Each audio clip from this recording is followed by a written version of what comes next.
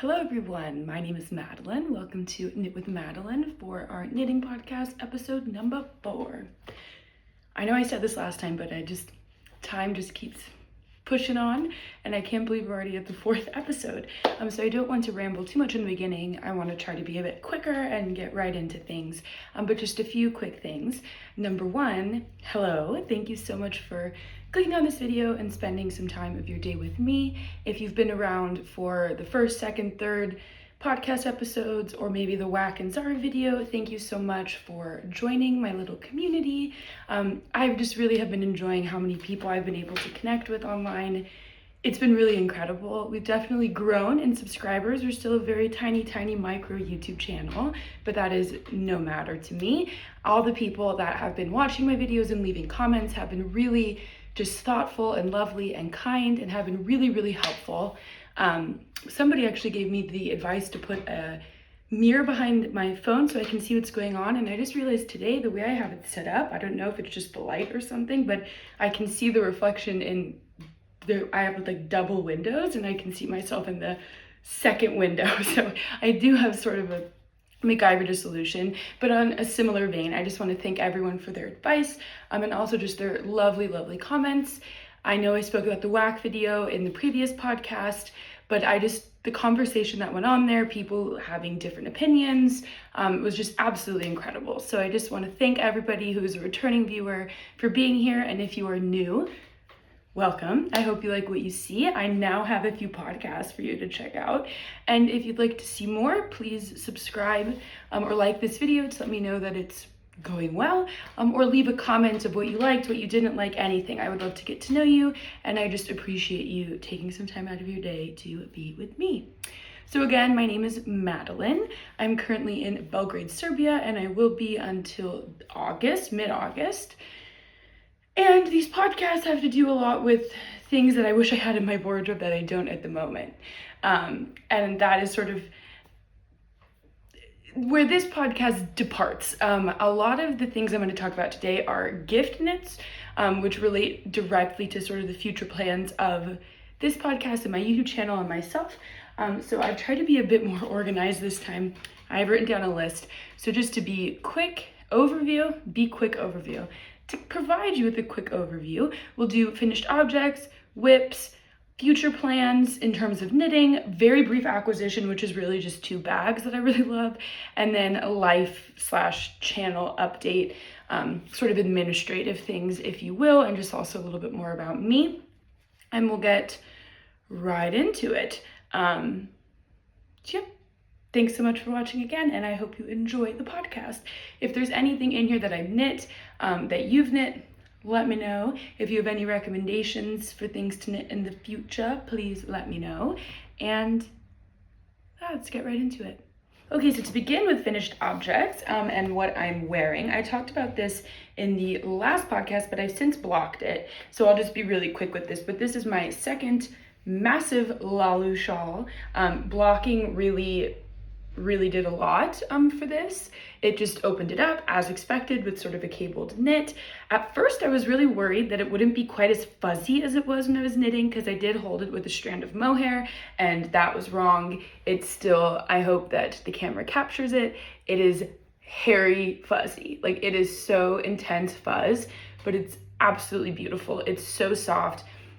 The quality of this mohair, which I got from Fingerborg Boutique, all of the information for this Laulu shawl will be linked in a card up there for my second podcast. Since it's so big, I can actually wear it like a shawl, which is what I'm doing today, just so I can have something knitted on. It's so nice against the skin. I'm really obsessed with it.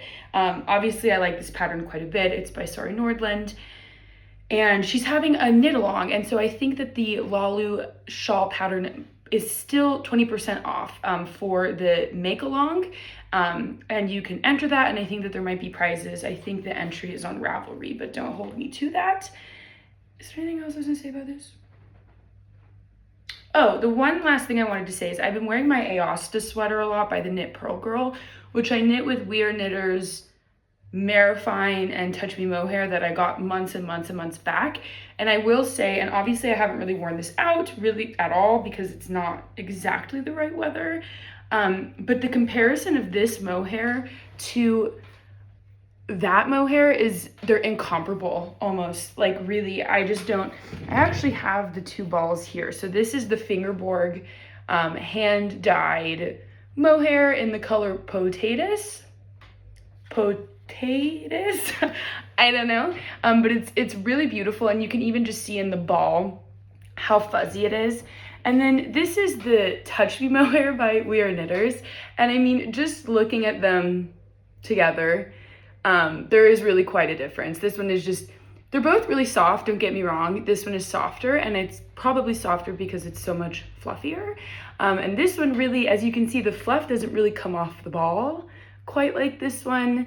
And if we hold them, sorry, my notebook is falling. If we hold the two strands together, or maybe just let them dangle in the air, you can really see the difference, I think. These are a lot longer, blown out fibers, and these fibers are very dense and all together. And when you touch it strand by strand, this one is very not as soft, and they're just really different. And it will be interesting to see how the two hold up over time, because I already know that this one pills quite a bit. The pills are easy to pull off, but I just think for the price point, this experience has solidified to me that in the future, if I'm gonna be knitting with mohair, I'd rather just save up a little bit more and invest in a hand-dyed or just finer, more luxury mohair, because I really think that it makes a difference. And if you're holding mohair for the fluff, you want the fluff. And so it makes more sense to go with something that will give you just such beautiful, beautiful fluff. But moving on into a real finished object that's for this episode is my third Laulu shawl. Crazy things, you would never expect it. I do think that this will be my last Laulu shawl for a little while.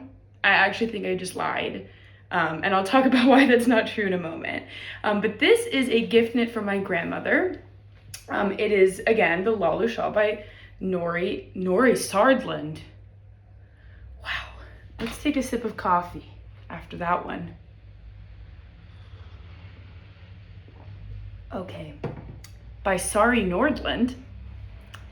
And yeah, obviously I love this pattern a lot. You might notice, so I brought my first Laulu shawl to kind of do a little bit of a comparison. Let me put this to the side.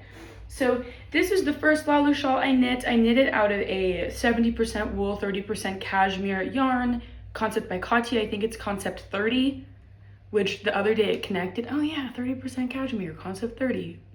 Brilliant. In this dark olive green color. It was a DK weight yarn, pretty truly DK weight, I would say. And so this is the size that was achieved. The pattern is a fingering weight plus mohair pattern, but obviously that can be substituted for DK. So that's what I did for this one. No fuzz, but is incredibly soft. And the first time I ever did cables. So that was this one. And then the second one that I just showed you, I did use a fingering weight and mohair. I got away with just one skein of fingering weight, even though I doubled the size of the pattern basically. And you saw how much leftover I had of the mohair. So really great for using up yarn. Now this one, the reason why I'm telling you all of this is because this one I knit actually just out of a fingering weight yarn and nothing else. My grandmother is a very simple and elegant woman, and I didn't know, and she's a knitter, she's who taught me to knit, so I really wanted to make her something. I'm knitting something for my mother, which you'll see in a moment. As I mentioned, I think in the previous podcast, I'm a sourdough baker, and like everybody in my family has tasted my bread. A lot of people in my family have seen my knitting, but not my grandparents for some reason. They've just kind of gotten the smaller end of the stick, let's say, for a G rating, and they just never had my bread, and I've never knitted anything for them. And they're coming to visit me and my partner in Belgrade literally in like 2 days.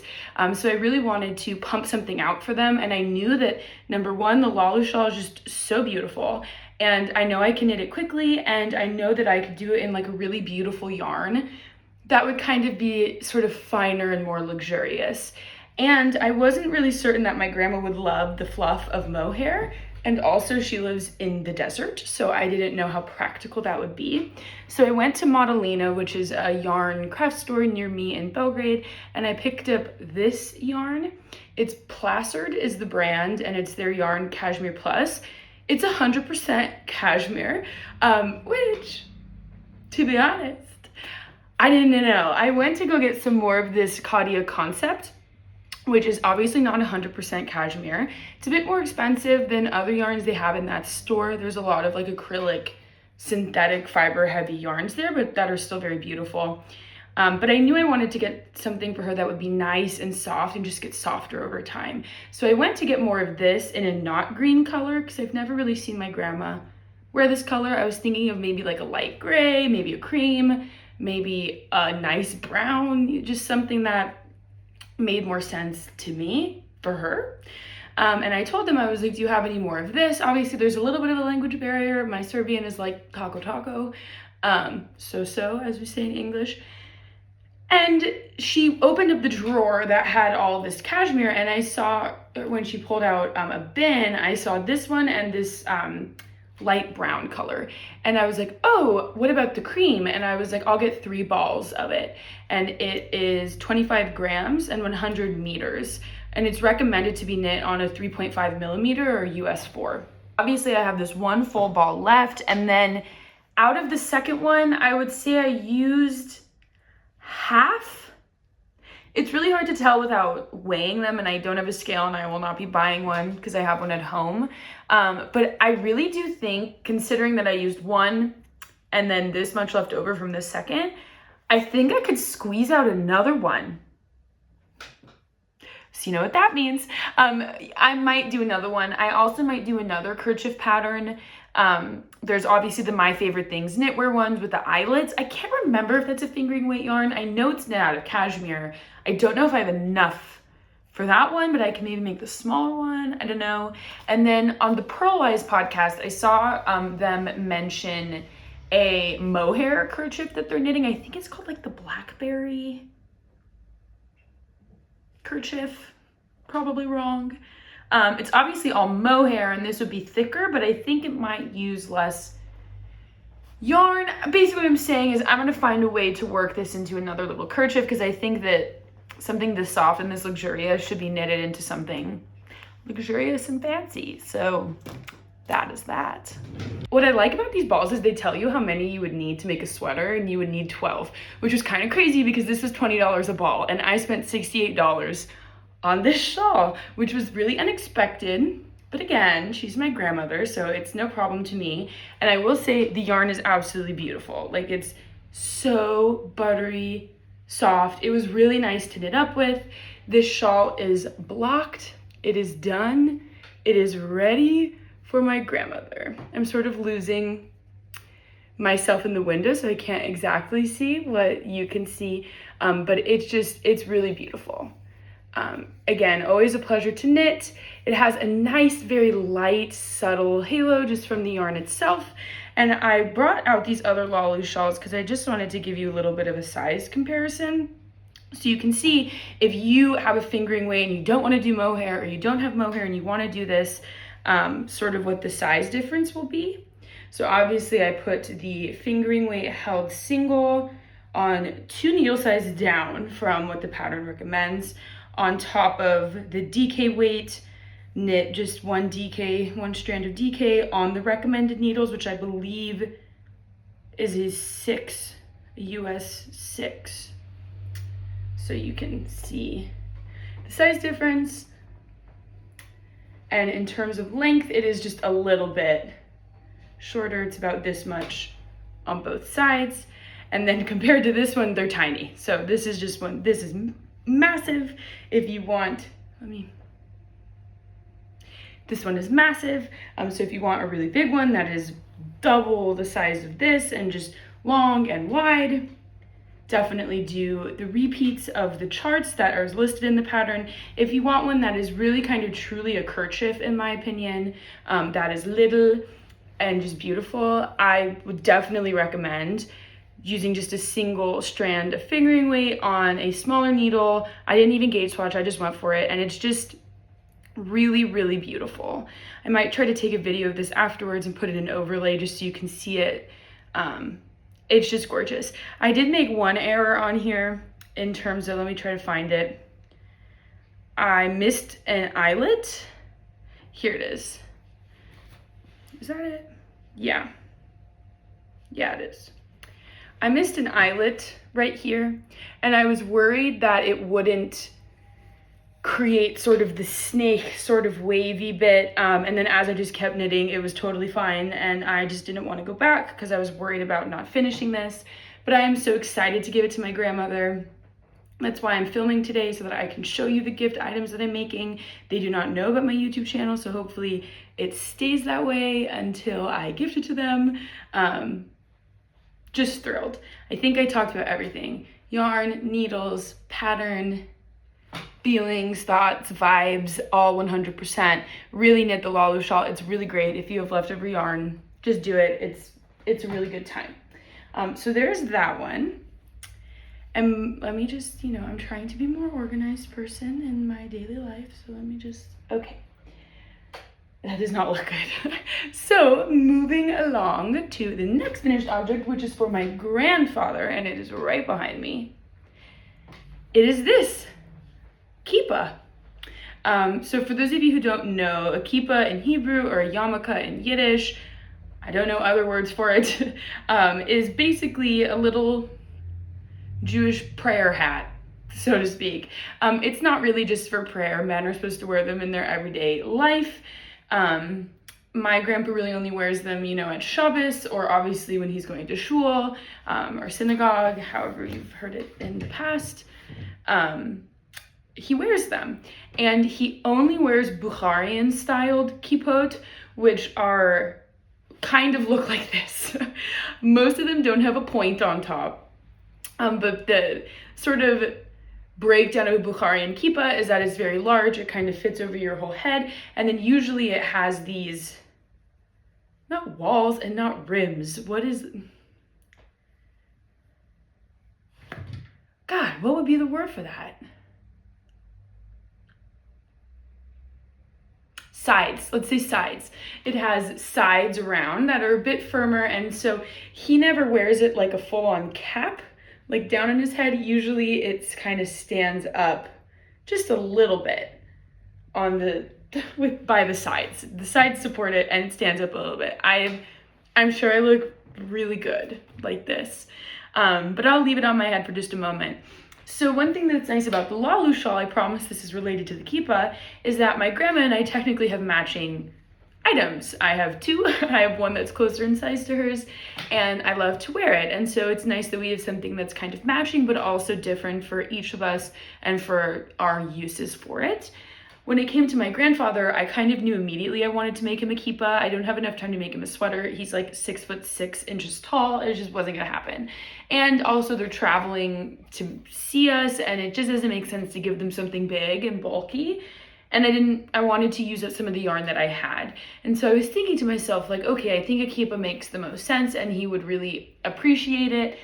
What should I knit it out of? And I have all this leftover Barocco ultra fine yarn from my Stephen West shawl, which I think you can see in the background. I'm trying to check. I'm pretty certain you can see some of it. You've seen it before. It's in my first podcast episode. It was the first shawl I ever knit because I thought I was really something else doing Stephen West as my first shawl. But I had all this leftover yarn. I had no idea how I was going to use it. I thought maybe it's like a light fingering weight yarn, and so I didn't really know about a hat, especially with the colors that I have. They're all these like jewel tones, and they're basically all represented in the kippah. I have this sort of blue, teal, this kind of burnt red, orange, this very dark red, like jewel toned red, which I actually really love. I've learned I really love it. And then this yellow, this sort of mustardy yellow. To be honest, I didn't love the way they worked up in the shawl, which I do sometimes. It kind of depends on the day. It just wasn't exactly what I had in my mind. And I talked about in the first podcast how I learned a lot about creating a color story and things that I will keep in mind moving forward, because it's really, I love all these colors individually, but in something like the Stephen West shawl, I think that I could have made better choices. But looking at it now, I mean, it's just such a big and beautiful shawl. It's kind of hard to hate it for any reason, considering I probably spent like 48, no, probably more, maybe like 96 hours of my life doing it. I don't know, a lot of time. So I kind of have a love-hate relationship. But I will say, in something like this kippah, in this Bukharian kippah, which the ones that I've seen my grandfather have tend to be very colorful or have a dark background and sort of colorful design on it. That wasn't the word I was looking for. Not embossment, embellishment, sort of colorful embellishments. I thought that this was actually perfect. And I tried to be kind of smart when I was thinking of how to place the colors, because that's something that, again, I learned from the Stephen West, was that it's not necessarily that I don't like these colors, but I think if I was a bit smarter in where I placed them, I would have liked it more. So I really tried to keep that in mind. So I started with this blue, and you might be able, so let's take this a step back.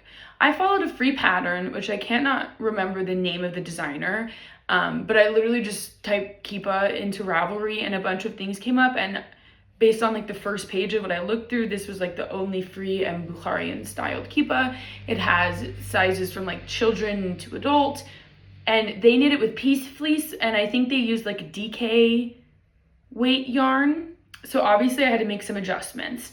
And in the pattern, it's really cool. So it's really hard to see because they're very little, but it has an eyelet sort of pattern on the top, and you can either choose no eyelets, eyelets that make a snowflake, or eyelets that make a Star of David, which is a 6-pointed star. And I chose that one because I just felt like, I'm making a kippah, I gotta put your star on it like that. Snowflake, not for me. So I had a hard time starting the middle because for some reason I forgot like how magic loop worked, and I was like, I can't possibly do this on magic loop. Wrong. I finally, after like 45 minutes of like futzing around with it, I just did magic loop, worked totally fine. And I learned a new style, increase, which is when you pick up the leg from the bottom stitch or 2 stitches down to make left or right. Lifted increases, I think, is what they're called. And then I did the eyelets, and the way the eyelets work out, it gives you obviously the points of the star. So once I finished doing the eyelets, which was about here, this round, it was like, okay, time to do the sides. And I was like, I don't think so, because my grandpa has a normal sized head. So I kind of just freestyled it from there, following the pattern a bit. And so I did, basically, I think I did color work, people, because look, I think I did color work. I did not catch my floats because I tried catching my floats and it was very tight and it was like a pointed hat and it just wasn't gonna work for me. I really do like the way the floats look because it's just like inverted, the triangles. But what I did is just sort of as I went around, I started by putting one orange as I went in the very divot of the star. So in the lowest point between the triangles, I started adding in the orange, and then as I went around, I would add 1 stitch on either side to sort of build out the triangles. Really not rocket science, I'm sure you could figure it out. And then once I had done that for a few rounds and I had all of my orange, I figured I'm just gonna redo the eyelet pattern. And I didn't really want to do the math for the stitches and stuff, so I just kind of like, when it was in line with one of the eyelets up in the blue, I put an eyelet in the orange, and I did that until I got to the tip of the star. And I just thought it'd be nice because I thought the orange would kind of emphasize the fact, and it's hard to show this because it will not lay flat, but I thought it kind of emphasized the fact that the top of the kippah was a Jewish star, and then added a whole nother sort of Jewish star motif to the whole kippah. And then to turn the sides, it was pretty easy. The pattern just called for like doing 3 purl rows, I think, in a contrasting color, and then picking up the main color again and just knitting down. So I did that and it worked well. It really does make a ridge, and you can really see it on the inside. It really goes in, and it really does work well. Then I knitted it down, and obviously I added back in the blue, and then I wanted to incorporate the yellow, but I I was gonna do like a big blue stripe with a small yellow stripe in the middle, and then I was worried about, and then finish with the orange, and then I was worried about the length of the sides because I didn't want them to be very long, like it's not fitting over his head like a beanie. So I didn't do that, and instead I just did these little yellow dots. So I just basically did like a 1x1 color work, I suppose, because I just did one yellow, one blue, one yellow, one blue, all the way around. Then I did a few more blues, and then kind of sillily, because I don't know what I thought. I thought I was gonna do a little bit more orange, and then I was like, no, it might just be better to stop, because if the oranges aren't the same width on the side, it's gonna bother me, and I don't wanna make the sides too long. But for some reason, I did one round of orange and then decided to bind off. And I learned no lessons from the Stephen West shawl, and I did an I-cord bind off, which was not in the pattern. In the pattern, it says again to do some purl rounds and then just bind off. And I thought the I-cord would match the purl bumps enough, but also give it just a really nice finished edge that provided like another like slightly different texture from the purl bumps. So that's what I did. I didn't learn at all. And because I introduced a new color on the I-cord, I had this really weird, where I started it, you could basically pull it apart. So when I wove with my ends, I just wove that together. It's kind of a weave-in mess, if you will. But it worked. Now for blocking this, I was really uncertain. And what I ended up just doing, and you can tell because there's obviously a crease, I folded it in half and I just tried to pin it as wide as I possibly could to kind of stretch out the color work and just to get it as flat as possible. And then the ends, the sides were rolling up when I finished, because it's just, even with the I-cord, it's really just stockinette. So I put a lot of pins. So when I have it pinned like this, I also had it pinned like this. And that, I mean, it worked. I mean, the sides stay down. It definitely got a bit rounder, a bit flatter. There's still a point in the head, and I don't really know what can be done to make it not pointy. But yeah, I obviously have a clip in my hair, so it's not gonna work.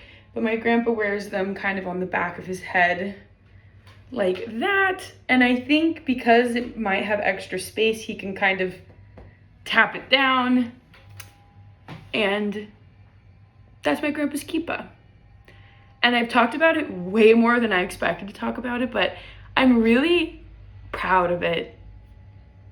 For some reason, like, tears just came to my eyes. I love my grandparents so much, and I'm so happy for them to come, and I'm so happy to be able to give them something that I think that they'll really enjoy. I think my grandpa will love his Kippahs, so I will hopefully take some photos of him in it and put them in the next time and let you know what he thinks. But I'm really proud of it, I'm not gonna lie. And the pattern was really well done, so I will definitely leave it below.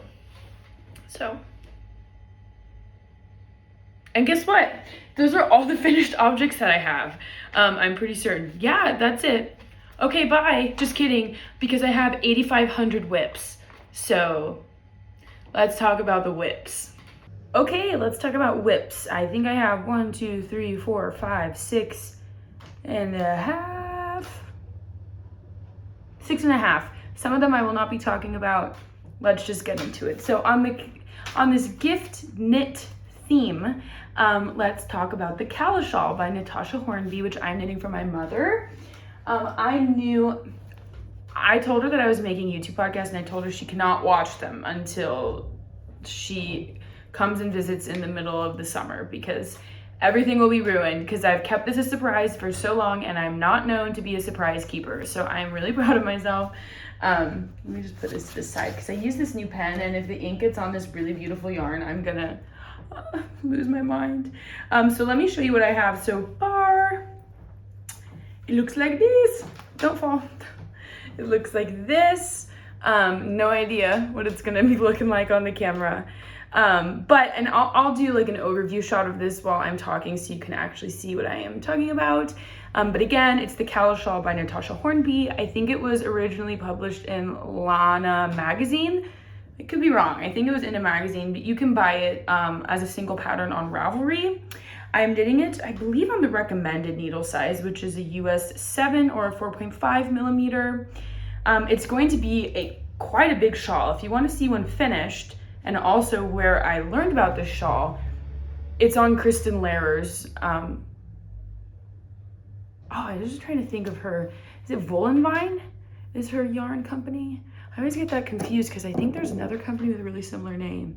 I think her channel name is under Kristen Lehrer. She's incredibly popular. I'm sure you know about her. But she knitted this and she held it up and I was like, that's for my mother. Like, this was designed for my mom. My mom's favorite flowers in the world are calla lilies. She walks down the aisle with calla lilies, which is kind of funny because I read a book about calla lilies and they're like the death flower, which is hilarious to me. But I'm knitting this shawl. It's going well so far. I'm using yarn I specifically got for it. It is the Malabrigo Cicero base in the color Polar Morn. No, I have some here. I always get that confused because I think this is Polar Morn. This is Polar Morn, which is more blue toned gray. This one is in fact Pearl 036. And I mentioned how in this base they had both of these dye lots, and I got this one because it's more purple toned, which I believe my mother likes better than blue toned things. And again, like I said before, you can really see in these different bases how different the colors actually are. I did do a swatch for this pattern. Oh, and I have a stitch marker on it, which is great because I would like to have that back now. I didn't block it, which is probably a mistake, but it's also a shawl, so I think it will be fine. This yarn is a bit thinner than what is recommended, which I believe is the Stephen and Penelope tandem wool. I think it's either 3, it's like 900 meters, so maybe 4 skeins of that yarn. I didn't want to get that just because I didn't want to ship it. I wanted to buy it and have it and feel it and see it because my mom is particular about color. And this one just seems right. She was kind of happy with gray, which surprised me, but she was like, gray with depth. And I was like, what does that mean? And then I came across this beautiful yarn and I was like, that's gray with depth. It's like literally, but it like shine, like it's just beautiful. Like it's a really beautiful yarn. And part of what makes it so beautiful and perfect for this shawl from my mother is that it is made from, not that one. It is made from 50% mulberry silk, 25% merino wool, and 25% linen, which is just like the dream. Oh my God, there's a cat running up a tree. Oh, it's so cute. Don't worry. All right, I'll keep you updated on that. Anyway, this is the perfect, at least I think it is. We'll see how it works out in the end. Oh, the way this just shines in the light. I'm just worried that on camera it comes up gray, and the camera might actually be getting it well, but then when I put it through my video editor, everything just gets like muted. I don't know why, but God, if you can go and see this in your local yarn store, I really recommend it. I really think this base is something spectacular, particularly because, again, my mother lives in the desert, where my grandmother lives, and it's really hot all the time, and our winters are not cold.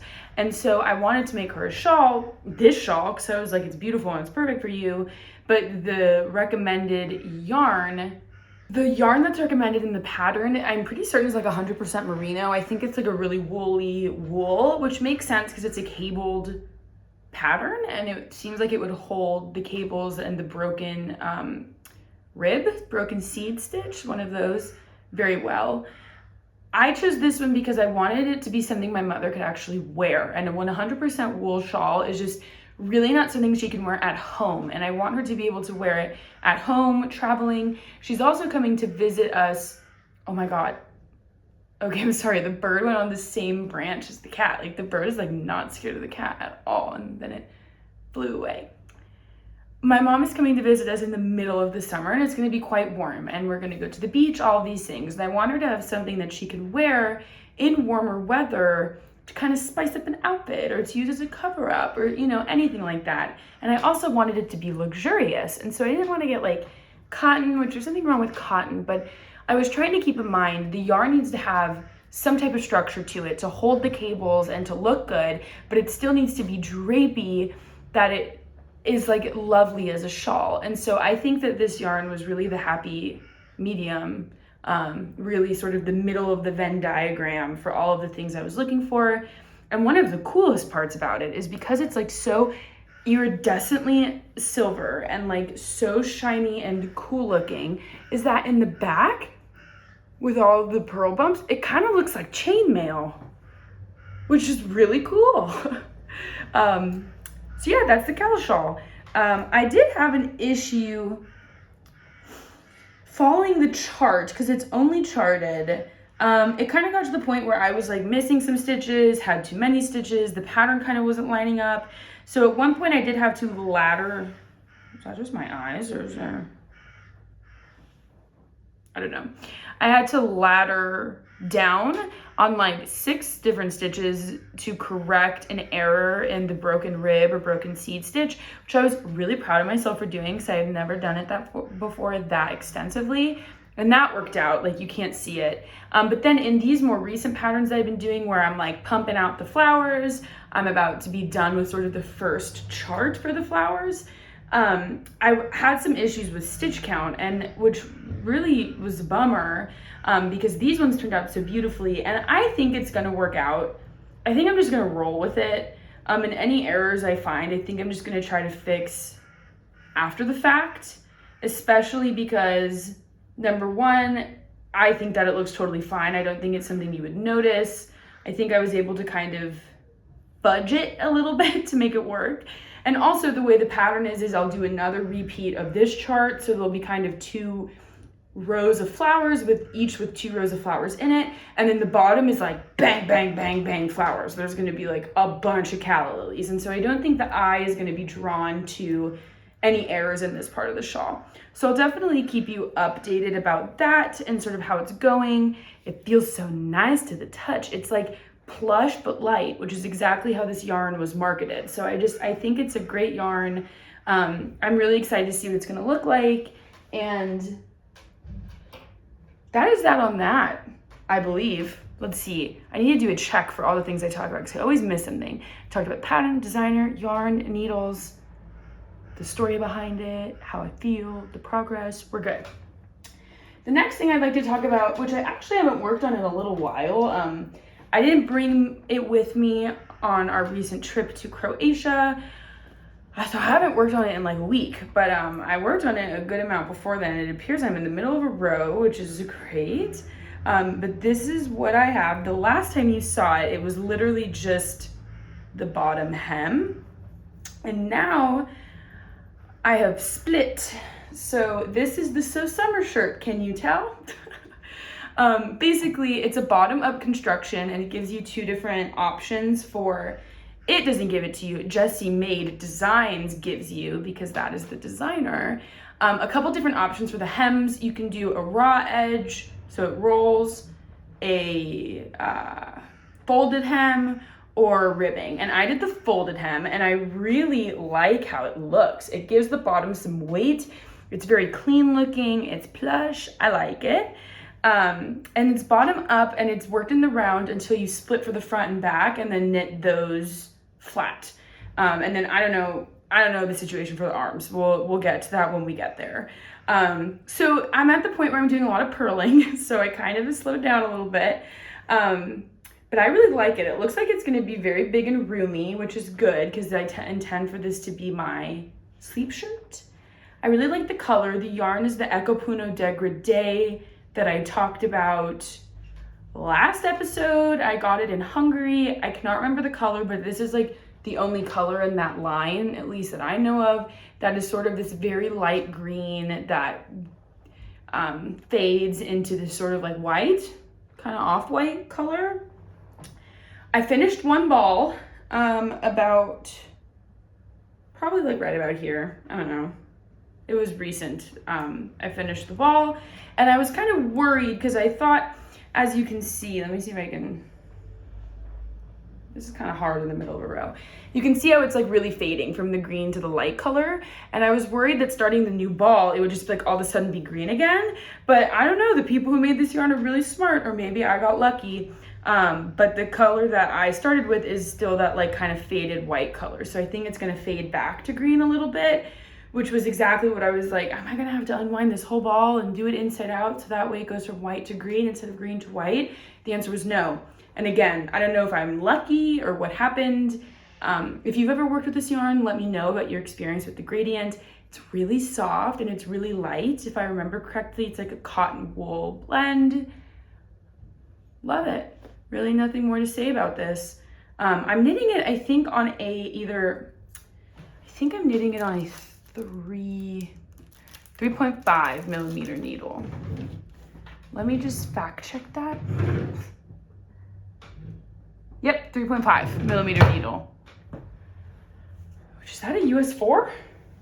Am I knitting everything on a US 4? Who could say?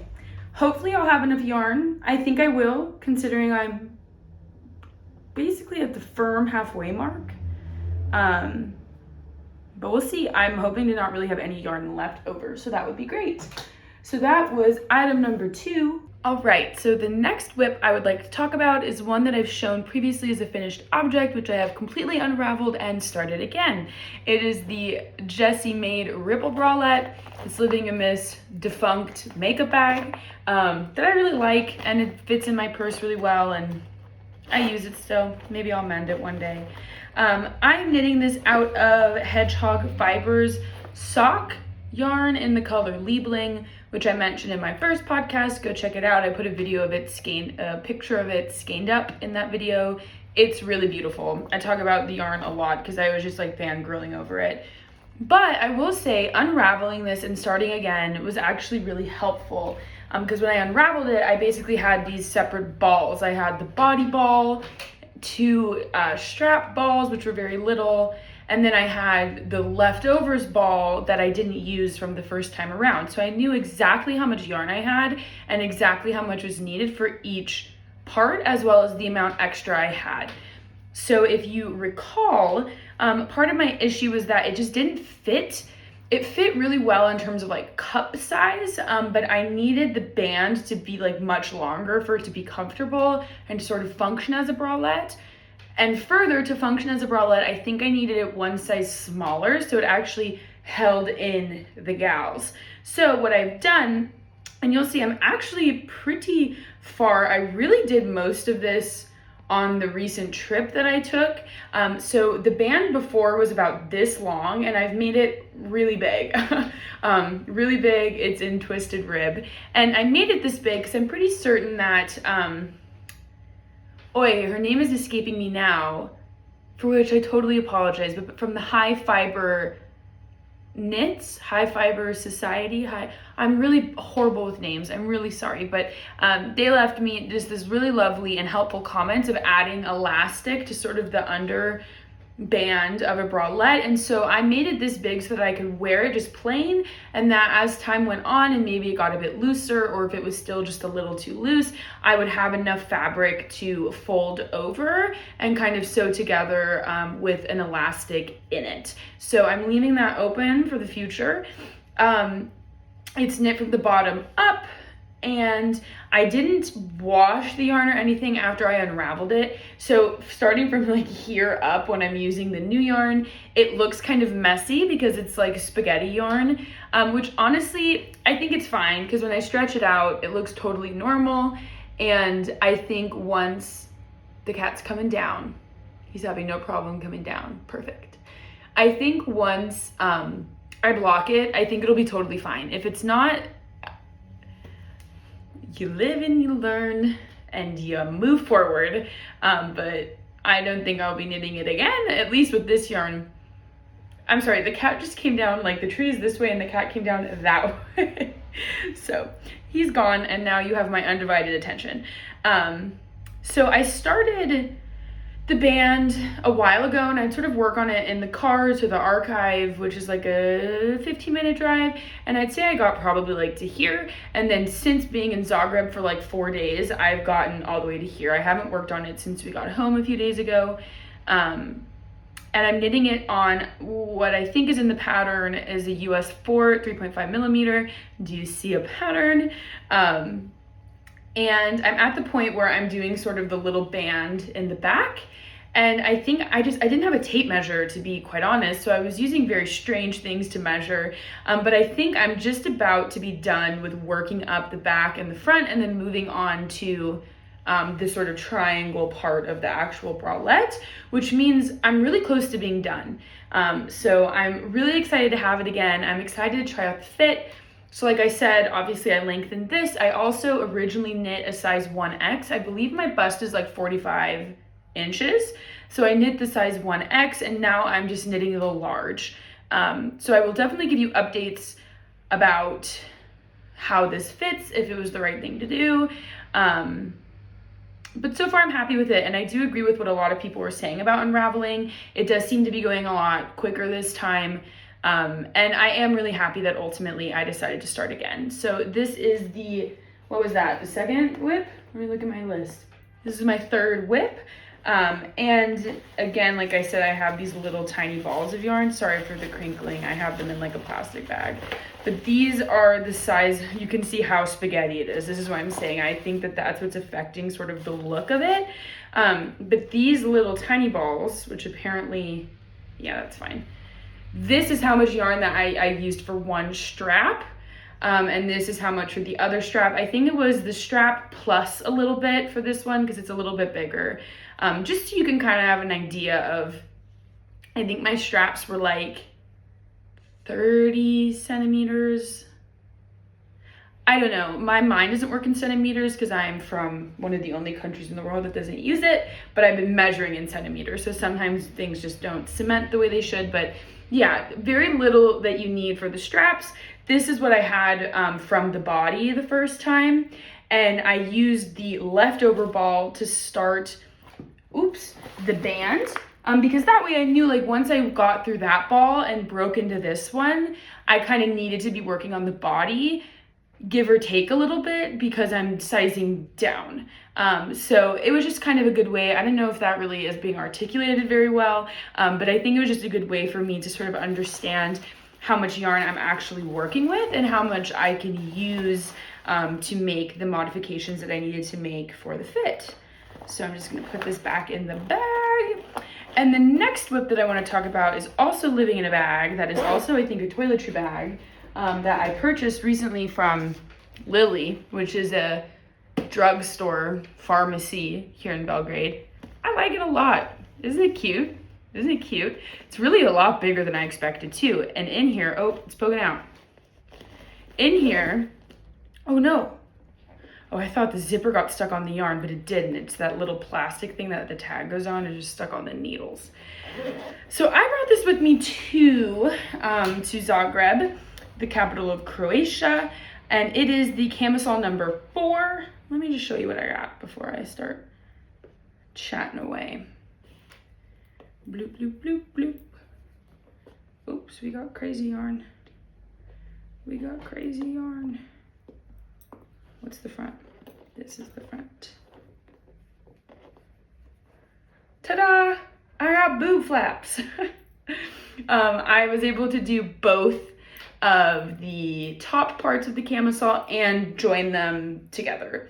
I think I have like one more repeat to do before I'm going to start working on the back.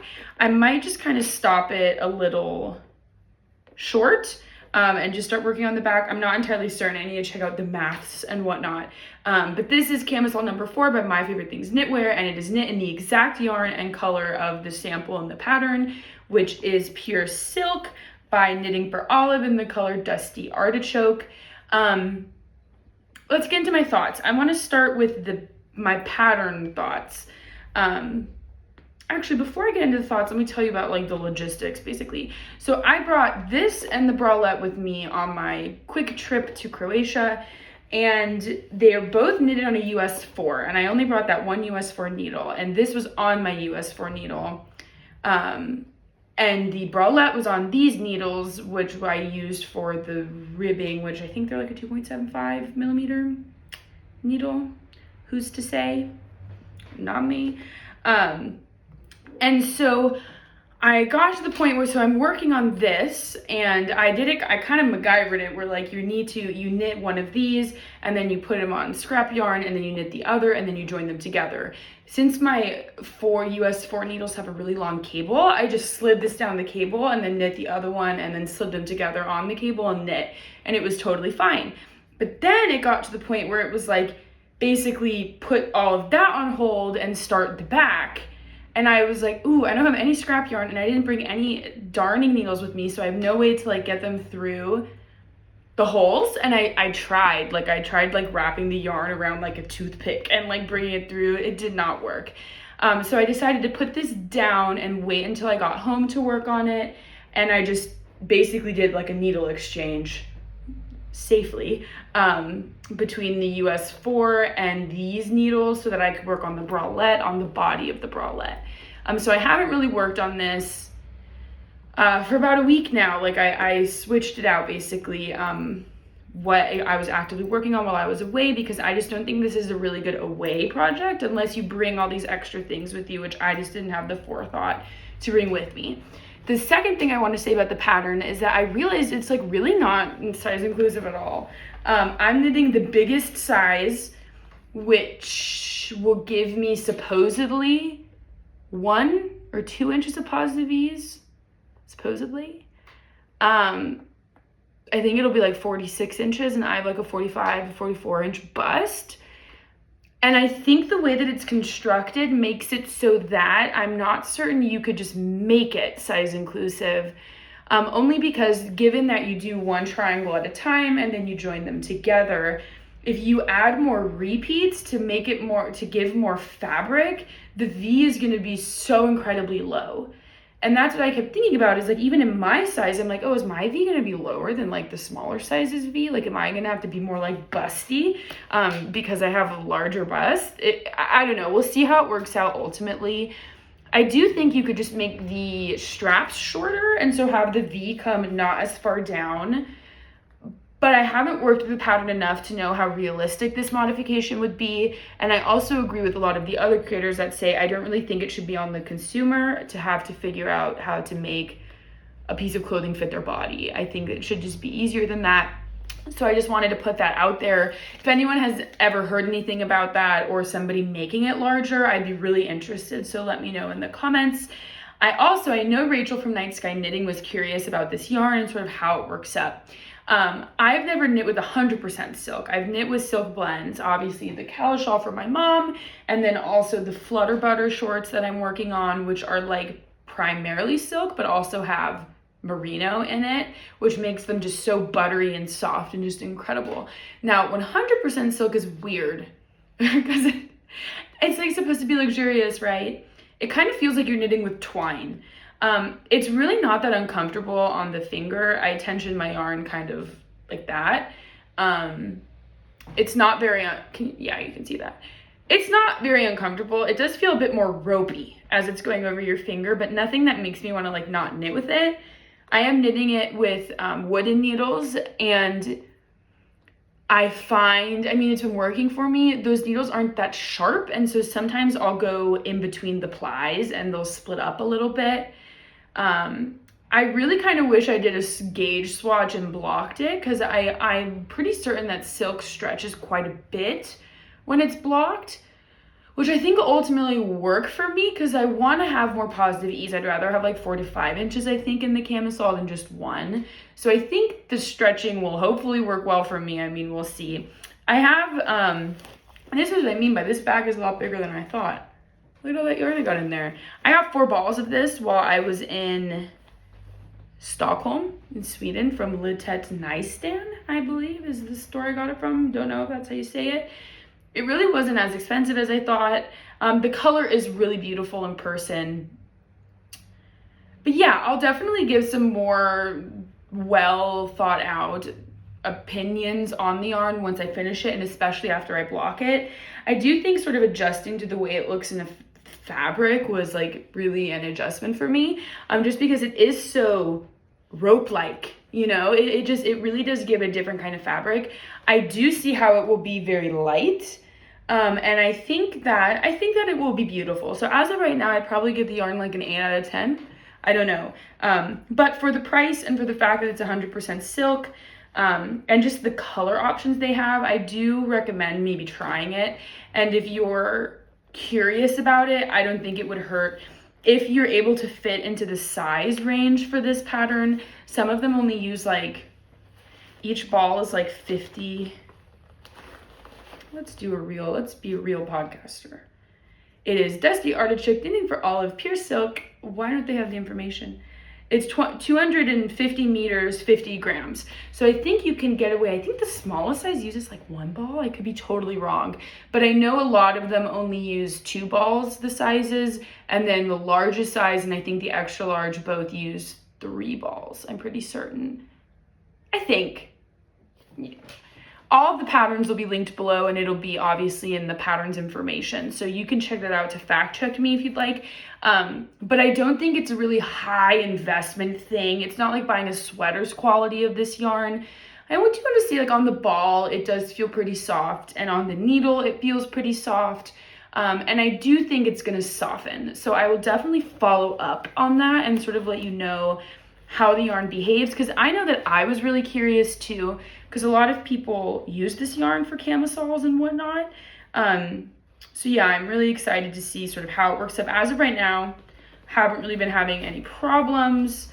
So yeah, it's easy to read the stitches. I think that if you're like really new to knitting, it might be kind of hard to read your stitches just because of, like I said, how it's kind of that ropey texture, and you can see the plies pretty easily. And it might be a little bit confusing, especially with a pattern like this where there's a lot of like purling and you're switching off between knit stitches and purl stitches pretty frequently. It might be a bit more difficult to read your knitting, but I haven't had an issue with that. So did I get everything?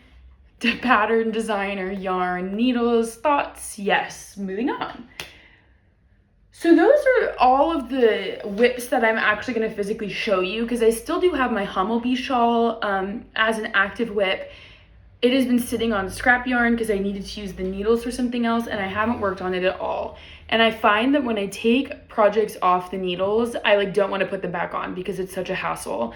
So I do think I'm going to try to invest in those like barber cords that everybody talks about to hold stitches, because I think it would allow me to kind of switch back and forth a bit more easily. But that one's going on the back burner because I really have no purpose for it besides using up the rest of my Marifine We Are Knitters yarn and that mohair that I showed you, because I don't really want to use that mohair in anything else. And then I have my Flutter butt shorts from Jessie Made Design, which I'm using that beautiful, I have it right here, so I'll just show you again. This beautiful yarn from Fingerboard Boutique in the base finesse. And this one is, oh, I was incorrect about how much silk is in this. It's 50% merino, 30% baby alpaca, 20% silk. So you can just imagine how soft it is. It's really beautiful. I just haven't worked on it at all. I've been away, and also you start with the I-cord. You're making an I-cord that's like a waistband. So it's like, oh, not a waistband, like a tie around your waist. So it has to be like huge. And so I just really need to like get through that so I can actually start the shorts, because I would love to have them and to wear them. But I think as of right now, I'm going to focus on some of these other projects I have going, and sort of do that in the background when I feel like I'm in the mood to knit an I-cord, which, will that ever be a mood I have? Not certain. The final WIP I want to talk about, I just really need your opinions and your thoughts. So I got this beautiful yarn in Hungary. It's Malabrigo and baby silk paca base. I spent a lot of time balling it up. It also just looks really beautiful in the ball. Here it is in skein form. Really beautiful yarn. The only thing is it is lace weight. Girl is thin, okay? And so I really want to make a ranunculus, because one of my viewers was like, let's make a ranunculus together. And I was like, absolutely. So I've been really meaning to cast it on so I could get it going so we could actually be making it together. But I haven't, because I swatched this on a US 10, which I believe is the recommended needle for the Ranunculus by Midori Hirose. I really think so. And it was just so big and webby and spidery and like not cute see-through, like kind of like messy see-through. So then I tried all these different needles, and the last one that I used was a US 6. And this is the fabric that I got. I can no longer see myself in, oh, yes I can. This is the fabric that I got. I like this amount of see-throughness. I think this is about as big as I would want the holes to be in the fabric.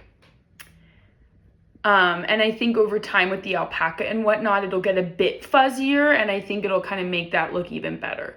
Obviously, this is a lot smaller than the gauge that is recommended in the pattern. And I know the Ranunculus is very famous for people using like any kind of weighted yarn and just straight up mohair. But what I found is that people, I think, hold the mohair double, which is thicker than what I'm working with. And so I really want to make it. I'd be happy to make it on this US 6. I'd be happy to do the math to figure out how many more stitches or whatever that I might need in terms of sizing, because I know the sizes have been increased. So I think I'd be able to find a size that, oh my God, that wasn't even a belch. That was like a throat noise.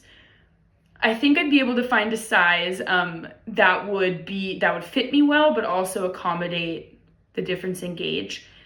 That being said, each of these, why is the label gone? One ball, there's 420 yards of this yarn, and it looks like for like larger sizes, I'm gonna need almost double that. And I have 2 skeins, obviously, so I don't think I could get away with holding it double and making a size, but I don't know, because if I held it double, obviously the gauge would get larger and then my piece would be larger, so I might be able to make a smaller size. You see my conundrum. I'm just not certain really how to go about this. I guess really the answer would be to do another gauge swatch with holding it double and then see how large my gauge is, and then if I can get away with it. Wow, talking things through really gives you bright ideas. I think I might do that and then follow up in the next podcast sort of how that worked and what I'm doing. I really think I usually don't love variegated colorways like this, but I just think that's so beautiful. And I really want to make like some type of summery shirt out of it, because I just think it'll be light and gorgeous. So if you have any thoughts about that, ideas, comments, anything, or maybe even a different pattern you think that yarn might work better for, I would really appreciate it. I have a 45-inch bust, like I've already mentioned in this podcast. I have 2 skeins of that, so I have like 840 yards. I should be able to get a shirt out of it, right? So that is the end of the WIPs that I am going to actively talk about and show today. Obviously, you can notice that there is not a sock WIP in there, even though I finished a sock and do not, you know, I kind of want to wear this like a scarf right now. Let's scarf it up. Let's do like big scarf vibes, because I think that looks fine. I haven't started that other sock because obviously I have a lot of WIPs going, and I think so sort of future plans. Here's the future plan section. I really want to work a lot on that Calla shawl because I want to be able to take my time and have it ready for my mother who's coming in June.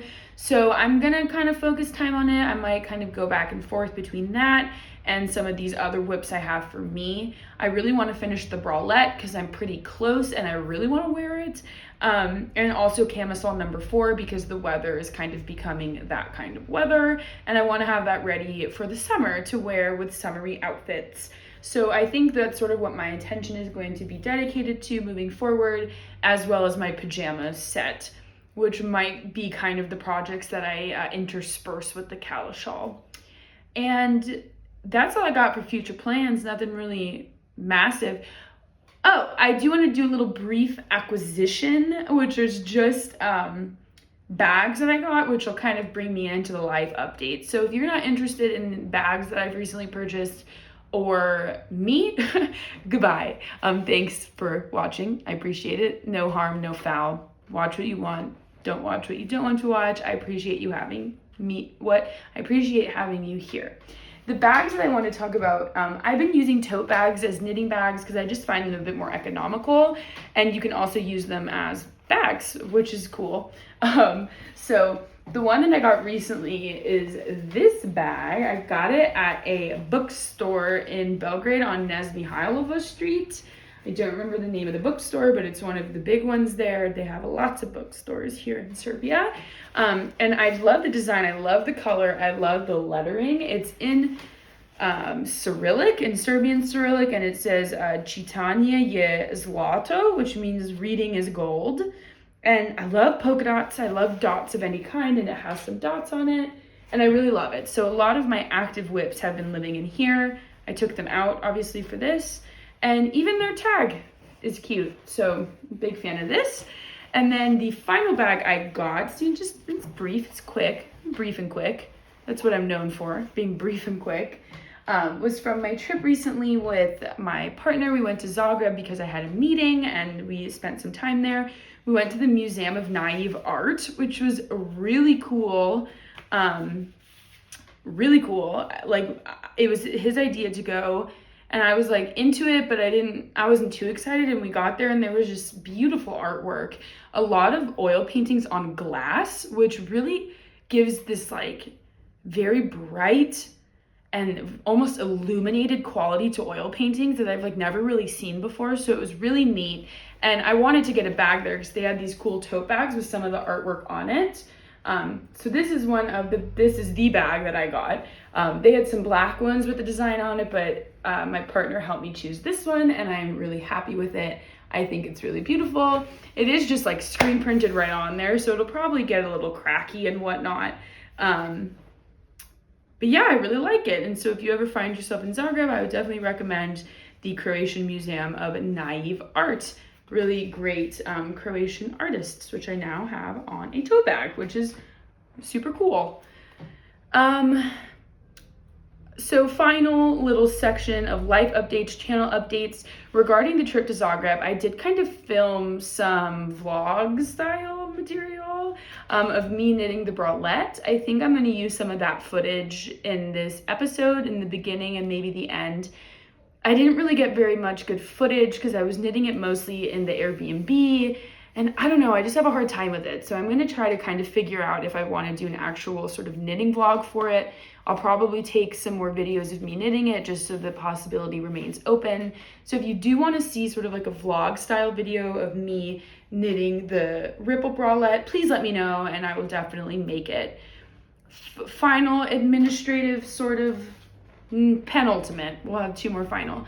I know that one of my viewers, Becky, I think their handle is Becky in California, asked me to talk more about Belgrade in some of my videos, which I definitely will do. I kind of want to do like a Belgrade dedicated video, just a short one, maybe 5 to 10 minutes, sort of talking about some of the cool things in Belgrade, a little bit of the history, how I interact with Belgrade.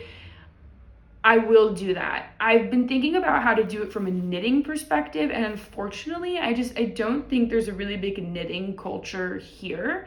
So I'm not certain how to do it from that perspective. So I'm going to keep thinking on that, but do know, Becky, and other people who are interested, that is coming.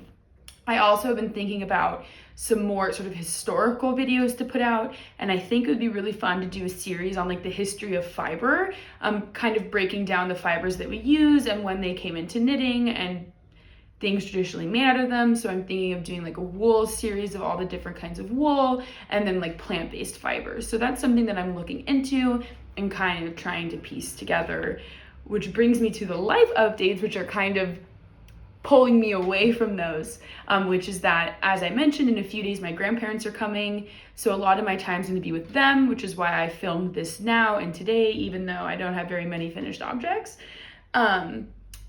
When they are here, we're going to be traveling with them to Bosnia, and then my partner and I are probably going to go back to Croatia and then go onto the coast. So some of that I'll try to capture and put into my podcasts.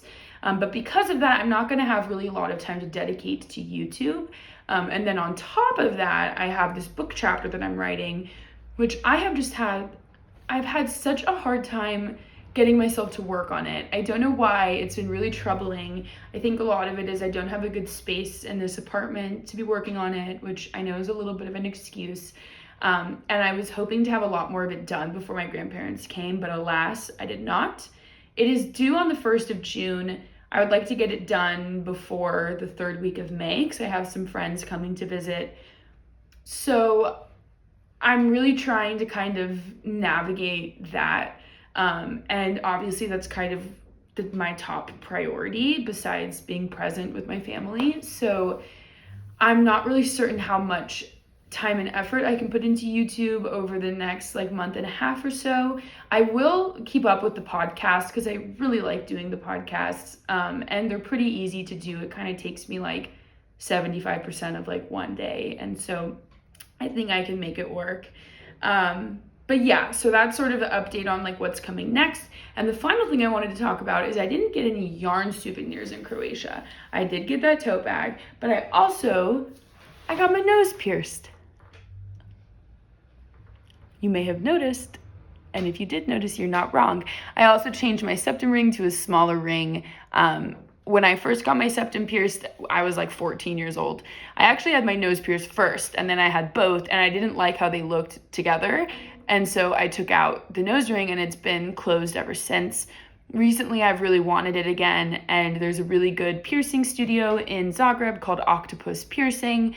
They're booked up, but I sent them an email and they had a random cancellation. So it kind of felt like Basheret, it was meant to be, it was destiny. So I went and I did it, and I decided I wanted to go back to rose gold. The only reason I switched was because I had an MRI and I had to take it out, and then I ruined the ring, which was upsetting because it was solid gold ring.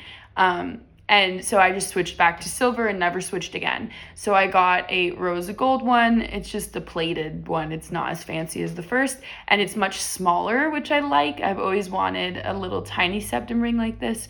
And then I got rose gold jewelry in my nose and my nostril. Should I have gotten it a couple of days before my grandparents are coming? Probably not. Did I? I did. And it's there, so it's going to stay there. But I just wanted to talk about it because I really like it, and I hope you like it too. So that is the entirety of podcast number 4. I feel like it was a lot longer than I expected. If you have stuck around with me to the end, which I so appreciate, thank you. Again, thank you for spending your time with me, probably an hour or so. I really appreciate it. I know that your time is valuable.